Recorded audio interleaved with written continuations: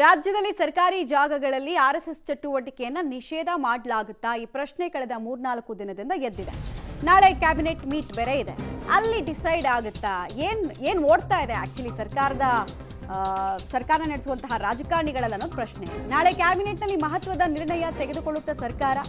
ತಮಿಳುನಾಡು ಮಾದರಿ ಅಂತ ಕಳೆದ 2-3 ದಿನಗಳಿಂದ ನಾವು ಹೇಳ್ತಾ ಇದ್ವಿ ನಿಮಗೆ. ಸೊ ಆ ಥರದ್ದೇನಾದರೂ ನಿರ್ಧಾರಗಳನ್ನು ತೆಗೆದುಕೊಳ್ತಾರಾ? ಈಗಾಗಲೇ ಸಾಧಕ ಬಾಧಕವನ್ನು ಪರಿಶೀಲನೆ ಮಾಡಿ ಮಾಹಿತಿ ಕೊಡಿ ಅಂತ ಕಾನೂನು ಇಲಾಖೆಯ ಮೊರೆ ಹೋಗಲಾಗಿದೆ. ಕಾನೂನು ಇಲಾಖೆ ಗ್ರೀನ್ ಸಿಗ್ನಲ್ ಕೊಟ್ಟರೆ ಚಟುವಟಿಕೆಗಳಿಗೆ ಬ್ರೇಕ್ ಬೀಳುತ್ತಾ ಅನ್ನೋದು ಪ್ರಶ್ನೆ. ಬಟ್ ಈ ಸಡನ್ ಜ್ಞಾನೋದಯದ ಬಗ್ಗೆ ರಾಜ್ಯದ ಜನ ಆಕ್ಷೇಪ ಎತ್ತಿದ್ದಾರೆ. ನಿಮಗೆ RSSನ ಚಟುವಟಿಕೆಗಳನ್ನು ನಿಯಂತ್ರಿಸಬೇಕು ಅಂತ ಸಡನ್ ಆಗಿ 2 ವರ್ಷ ಆದಮೇಲೆ ಯಾಕಪ್ಪ ಜ್ಞಾನೋದಯ ಆಯಿತು? ಈ ಜ್ಞಾನೋದಯ ರಾಜ್ಯದಲ್ಲಿ PFI ಇದ್ದಾಗ ನಿಮ್ಮದೇ ಸರ್ಕಾರದವ್ರು ಯಾಕಿಂತ ಚಿಂತನೆ ಮಾಡಲಿಲ್ಲ? ನೀವು ಕೊಡ್ತಿರೋ ರೀಸನ್ ಎಕ್ಸ್ಟ್ರೀಮ್ ಐಡಿಯಾಲಜಿ ಅಲ್ವಾ? ಎಕ್ಸ್ಟ್ರೀಮ್ ಐಡಿಯಾಲಜಿ ಅಂದ್ಕೊಂಡು ನೀವೇ ಕಾಂಗ್ರೆಸ್ನವರೇ ಕೇರಳದಲ್ಲಿ ಮುಸ್ಲಿಂ ಲೀಗ್ ಜೊತೆಗೆ ಸಂಬಂಧ ಇಟ್ಕೊಳ್ತೀರಾ? ನೀವೇ ಮಹಾರಾಷ್ಟ್ರದಲ್ಲಿ ಶಿವಸೇನೆ ಜೊತೆಗೆ ಸಂಬಂಧ ಇಟ್ಕೊಳ್ತೀರಾ? ಕಾಂಗ್ರೆಸ್ನವರೇ ಇಲ್ಲೂ ಕೂಡ STPI ಜೊತೆಗೆ ಪಾಲಿಕೆ ಚುನಾವಣೆ ಎದುರಿಸುತ್ತೆ. ಇವೆಲ್ಲ ಎಕ್ಸ್ಟ್ರೀಮ್ ಐಡಿಯಾಲಜಿ ಜೊತೆಗೆ ಬರೆದುಕೊಂಡಿದ್ದಲ್ವಾ? ಅವ್ರದ್ದೆಲ್ಲ ಎಕ್ಸ್ಟ್ರೀಮ್ ಐಡಿಯಾಲಜಿ ಅಲ್ವಾ? ಹೆಂಗೆ ಮುಖ ಕೊಟ್ಟು ಉತ್ತರ ಕೊಡ್ತೀರಿ ನೀವು ಅನ್ನೋದು ಸಾರ್ವಜನಿಕರ ಪ್ರಶ್ನೆ. ಡೀಟೇಲ್ಸ್ ಕೊಡ್ತಾರೆ ಶ್ರೀನಿವಾಸ. ಈ ಹಿಂದೆ ಇದೇ ಕಾಂಗ್ರೆಸ್ ಸರ್ಕಾರ ಅಸ್ತಿತ್ವಕ್ಕೆ ಬರೋಕ್ಕೆ ಮುಂಚೆ ಇವ್ರದ್ದು ಮ್ಯಾನಿಫೆಸ್ಟೋನಲ್ಲಿ ಒಂದು ವಿಚಾರ ಬಹಳ ಸದ್ದು ಮಾಡಿತ್ತು. ಬಜರಂಗ ದಳವನ್ನು ನಾವು ಅಧಿಕಾರಕ್ಕೆ ಬಂದ ತಕ್ಷಣ ಬ್ಯಾನ್ ಮಾಡಿಬಿಡ್ತೀವಿ ಅಂತ.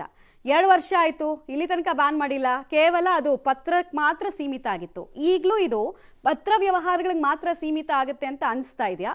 ನಿಜವಾಗ್ಲೂ ಡಿಸಿಷನ್ ತಗೊಳ್ಳುವಂತಹ ಎದೆಗಾರಿಕೆ ತೋರಿಸ್ತಾರೆ ಯಾರಾದರೂ? ಮಮತಾ, ಒಂದು RSS ನಿಷೇಧ ಮಾಡಲಿಕ್ಕೆ ಖಂಡಿತವಾಗ್ಲೂ ಸರ್ಕಾರದಿಂದ ಸಾಧ್ಯ ಇಲ್ಲ. ಅದರ ಸಾಧಕ ಬಾಧಕ ಏನು ಅನ್ನೋಂಥದ್ದು ಸರ್ಕಾರಕ್ಕೂ ಗೊತ್ತು. ಆದ್ರೆ ಪ್ರಿಯಾಂಕ ಖರ್ಗೆ ಅವರು ಯಾವಾಗ ಪತ್ರವನ್ನ ಬರೆದ್ರು ಅಂದ್ರೆ ಸರ್ಕಾರಿ ಆವರಣಗಳಾಗಿರಬಹುದು, ಸರ್ಕಾರದ ಅಧೀನದ ಏನು ಮೈದಾನದಲ್ಲಾಗಿರ್ಬೋದು, ಅಲ್ಲಿ ನಿಷೇಧ ಮಾಡಬೇಕು ಅನ್ನುವಂಥದ್ದು ಇದನ್ನ ರಾಜ್ಯ ಸರ್ಕಾರ ಗಂಭೀರವಾಗಿ ಸ್ವೀಕಾರ ಮಾಡಿದೆ ಅಂತ ಅನ್ಸುತ್ತೆ. ಹಾಗಾಗಿನೇ CM ಸಿದ್ದರಾಮಯ್ಯನವರು ಕೂಡ ತಮಿಳುನಾಡು ಮಾದರಿಯಲ್ಲಿ ಏನಿದೆ ಅದನ್ನ ಜಾರಿ ಮಾಡುವಂತ ನಿಟ್ಟಿನಲ್ಲಿ CS ಅವರಿಗೆ ಪರಿಶೀಲನೆ ಮಾಡಿ ಅನ್ನುವಂತಹ ಸೂಚನೆಯನ್ನ ಕೊಟ್ಟಿದ್ದಾರೆ. ಜೊತೆಗೆ ಕಾನೂನು ಇಲಾಖೆ ಮತ್ತೆ ಗೃಹ ಇಲಾಖೆ ಕೂಡ ಈ ಬಗ್ಗೆ ಒಂದಿಷ್ಟು ವರದಿಯನ್ನು ಕೊಡಬೇಕು ಅನ್ನುವಂತ ಸೂಚನೆಯನ್ನ CM ಅವರು ಕೊಟ್ಟಿದ್ದಾರೆ. ನಾಳೆ ಕ್ಯಾಬಿನೆಟ್ ಸಭೆ ಇದೆ, ಬಹುಶಃ ಈ ವಿಚಾರ ಚರ್ಚೆ ಆಗುತ್ತೆ. ಇನ್ನೊಂದು ಮಮತಾ, ಮೊನ್ನೆ ನಡೆದಂತಹ ಡಿನ್ನರ್ ಮೀಟಿಂಗ್ ನಲ್ಲಿ ಕೆಲವು ಸಚಿವರು CM ಅವರಿಗೆ ಈ ವಿಚಾರವಾಗಿ ಒಂದಿಷ್ಟು ಸಲಹೆಗಳನ್ನ ಕೊಟ್ಟಿದ್ದಾರೆ. ಏಕಾಏಕಿಯಾಗಿ ನಾವು ನಿರ್ಧಾರಗಳನ್ನ ತೆಗೆದುಕೊಳ್ಳೋದು ಬೇಡ RSS ವಿಚಾರದಲ್ಲಿ ಅನ್ನುವಂಥದ್ದು. ಹಾಗಾಗಿ ನಾಳೆಯ ಕ್ಯಾಬಿನೆಟ್ ನಲ್ಲೇ ನಿರ್ಧಾರವನ್ನ ತೆಗೆದುಕೊಳ್ಬಿಡ್ತಾರ ನಿಷೇಧ ಹಾಕೋದಕ್ಕೆ ಕಾರ್ಯಕ್ರಮಗಳಿಗೆ ಅನ್ನುವಂಥದ್ದು, ಅಥವಾ ಒಂದಿಷ್ಟು ಕಾದು ನೋಡುವಂತ ತಂತ್ರಗಳು, ಕಾನೂನಿನ ಸಾಧಕ ಬಾಧಕಗಳು ಏನು ಅನ್ನುವಂಥದ್ದನ್ನ ಚರ್ಚೆ ಮಾಡಿ ನಿರ್ಧಾರ ಮಾಡುವಂತ ಸಾಧ್ಯತೆ ಇದೆ. ಹಾಗಾಗಿ ನಾಳೆಯ ಕ್ಯಾಬಿನೆಟ್ ನಲ್ಲಿ ಏನಾಗುತ್ತೆ ಅನ್ನುವಂಥದ್ದು ಕುತೂಹಲಕ್ಕೆ ಕಾರಣವಾಗಿರುವಂತದ್ದು. ಮಮತಾ.